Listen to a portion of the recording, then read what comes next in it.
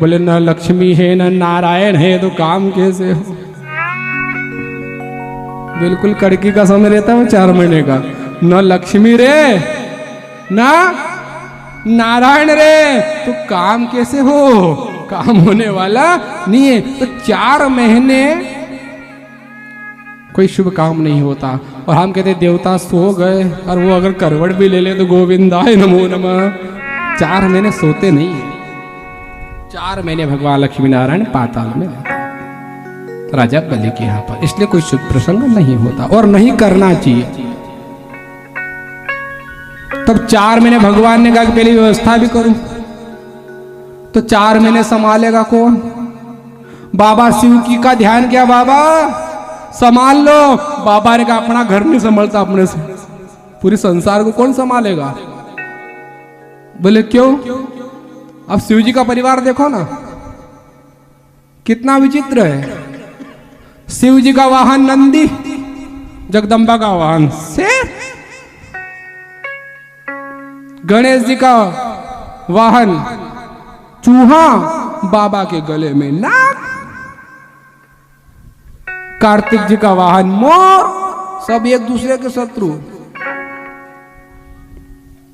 यहां तो अपने घनी संभालता है, पूरी सृष्टि को कौन संभाले? अपन तो सिर्फ संहार करने वाले हैं। फिर भी भगवान शिव ने कहा ठीक है 1 महीना मैं संभाल लूंगा। देखो श्रावण में जिसे देखो ओम नमः शिवाय ओम नमः शिवाय ओम। श्रावण के महीने में भगवान शिव 1 मास इस सृष्टि का पालन करते हैं। तो ऐसे श्रावण मास में ओंकारेश्वर क्षेत्र में शिव पुराण का आयोजन किया जा रहा है।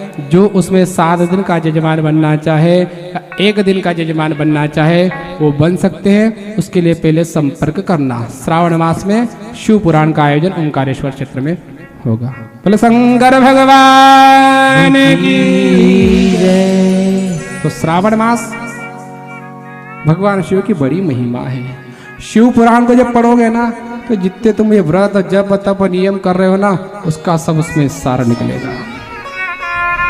नारियल की बात, अब शिव जी का नाम आ गया तो नारियल को भी ले ही ले, नहीं तो फिर राम जो कृष्ण जी आ जाएंगे फिर नारियल के फूट जाएगा। तो आ जाओ। आपको कहा गया था कि नारियल माताएं क्यों नहीं फोड़ती, और विशेषकर सोमवार को नारियल नहीं फोड़ना चाहिए। और अगर ऐसी सब बातें जानना है तो इसके लिए आपको शिव पुराण श्रवण करना पड़ेगा। तो भगवान शिव कभी भी शिवालय में कभी भी नारियल फोड़ना, कभी भी, और सोमवार के दिन तो कहीं भी नारियल फोड़ना नहीं चाहिए। शिव पुराण में वर्णन है। जो सोमवार के दिन नारियल फोड़ता है उसके वर्ष भर में किए गए समस्त पुण्य नष्ट हो जाते हैं। चाहे जितनी ग्यारस कर लो, चाहे जितने कार्तिक नहा लो, या फिर जो भी तुम्हारे नियम धर्म जितने करते हो सब साल भर में जो पुण्य अर्जित किए जाते हैं, अगर सोमवार के दिन गलती से भी नारियल फोड़ दो, चाहे अपने खाने के लिए फोड़ लो, तो वर्ष भर में किए पुण्य नष्ट हो जाते हैं। इसलिए शिवालय में कभी भी नहीं और सोमवार को कहीं भी नहीं नारियल फोड़ना चाहिए। और माताओं ने तो विशेष करके कहीं भी नहीं फोड़ना चाहिए। और ये बुजुर्ग माता है ना, इनसे पूछना ये कभी इन्होंने नारियल नहीं फोड़ा। आजकल की जो है ना ये फोड़ देते। आप क्यों? कि इधर तो इनके पास टाइम ही नहीं है देवताओं के पास। अब वह मंदिर में जाए, वह शीतला माता के पास जाए, वह बागेश्वरी के पास जाए, वहां जा भी जाए, वह नारियल चढ़ाना तो है तो कोई नहीं, अपना भोला ना तो कमाने में पर वो नारियल फोड़े को देवी कहेगी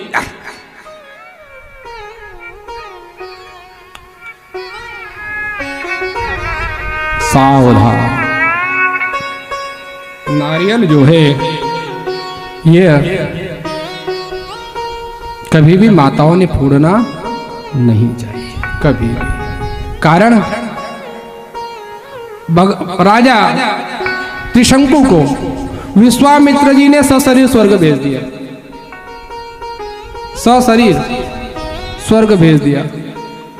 इंद्र ने कहा भैया सशरीर कैसे आ गए, तो मरने के बाद आते हैं लोग स्वर्ग में, आप सशरीर कैसे आए? बोले मुझे नहीं पता, विश्वामित्र जी जा रहे, टिकट उन्होंने बुक कराया, हमें क्या, हम तो सवारी पैसेंजर बैठ के आ गए।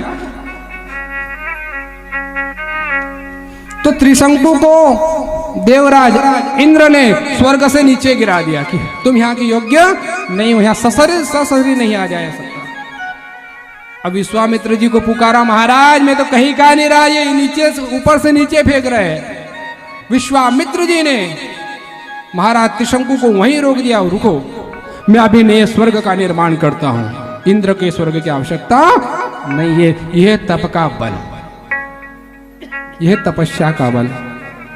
राजा त्रिशंकु को वहीं रास्ते में रोक दिया। विश्वामित्र नूतन सृष्टि निर्माण करने लगे, स्वर्ग भी नया सृष्टि भी नहीं।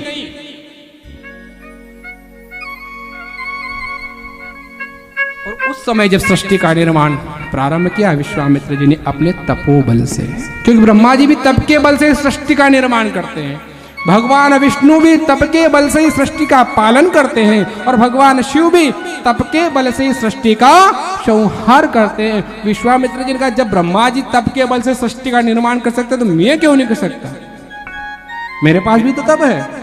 तो सृष्टि निर्माण करना चाहा तो उस समय विश्वामित्र जी ने इस नारियल का निर्माण किया, इसका निर्माण किया। देवताओं को पता चला कि विश्वामित्र नई सृष्टि बना रहे, ब्रह्मा जी के पास गए, आपका भी क्या होगा ना हमारा भी क्या होगा, क्योंकि नए की तरफ लोग दौड़ते हैं, नए स्वर्ग की डिमांड होगी, नई सृष्टि की तरफ लोग जाएंगे, तो अपने को कौन पूछेगा। ब्रह्मा जी गए, विश्वामित्र जी को रोका, ये क्या कर रहे हो? बोले कुछ नहीं, नई सृष्टि बना रहा हूं, उसके बाद नया स्वर्ग बनाऊंगा। ब्रह्मा जी ने कहा विश्वामित्र ये ठीक नहीं है, ये विधि का विधान नहीं है। विश्वामित्र जी को समझाया, परंतु विश्वामित्र जी ने कहा जो बन गया उसका क्या होगा भाई, जो बन गया उसका क्या होगा। तो कहा हे विश्वामित्र चिंता मत करो, इससे तुम्हारी प्रसिद्धि, तुम्हारा यश होगा। तो इसका नाम हुआ श्रीफल। क्या नाम हुआ? श्रीफल। श्री अर्थात लक्ष्मी, श्री अर्थात ऐश्वर्य, श्री अर्थात शक्ति। विश्वामित्र जी से पूछा यह बनाया क्यों था? कारण बोले कि ब्रह्मा जी ब्रह्मदेव तुम्हारी सृष्टि में तो 2 आंख के हैं, लेकिन इस विश्वामित्र की सृष्टि में जो आता है ना उसके 3 आंख का मनुष्य बनाता मैं, इसकी 3 आंखें। भरोसा ने तो निकाल के देख लेना।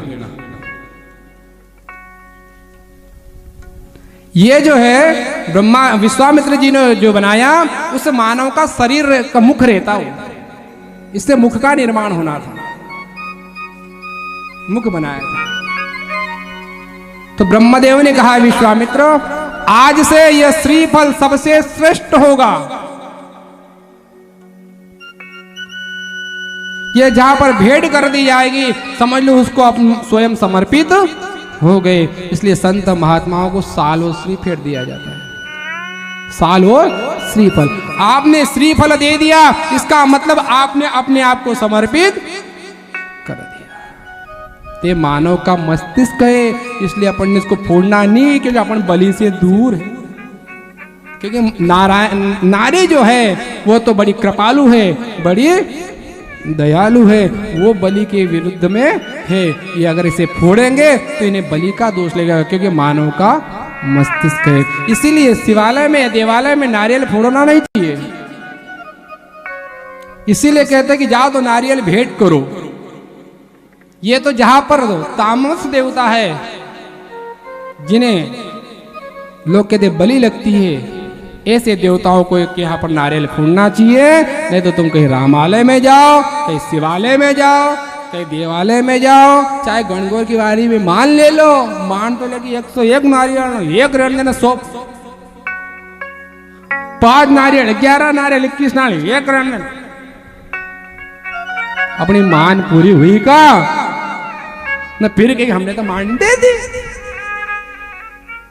बोल भक्त वत्सल भगवान की। तो नारियल कभी भी फोड़ना नहीं चाहिए।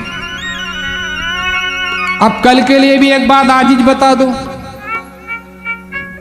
नारियों ने कभी भी दंडवत प्रणाम नहीं करना चाहिए। अब इसकी विस्तार से व्याख्या कल करेंगे कि क्यों नहीं करना चाहिए। लेकिन अपन तो ऐसे बिड़ते कि कोई गणगौर लेके आए तो 2 इधर पकड़ ले, एक इधर पकड़े, इधर पकड़े, वो 2 हाथ पकड़े ना, देवी का बीपी ऐसे ही बढ़ जाए।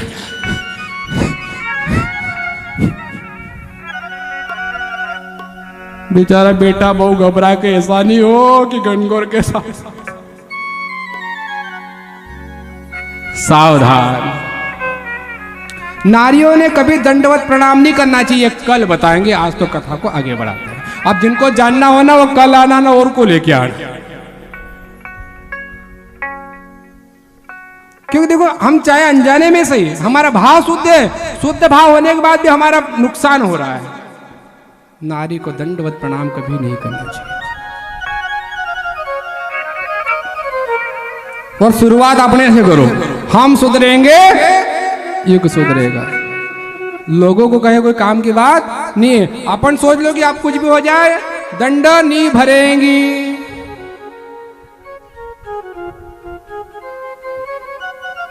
नारियों का प्रणाम करने के लिए ये कहा गया है, पल्लू, पल्लू और 2 हाँ। ये भी लगे हाथ कल बता दें कि नारी पल्लू लेके पांव के पड़ती है। आज तक पढ़ा तो है, हर नारी पढ़ती भी है, लेकिन पता नहीं है क्यों लेते हैं। माताएं जब पांव पड़े ना तो ये पल्लू लेती है और फिर पांव पड़ती है। तो ये भी कल बता देंगे, लगे हाथ। आना हो सब अपनी व्यवस्था करेंगे, कहीं भी घबराना मत। इनको और थका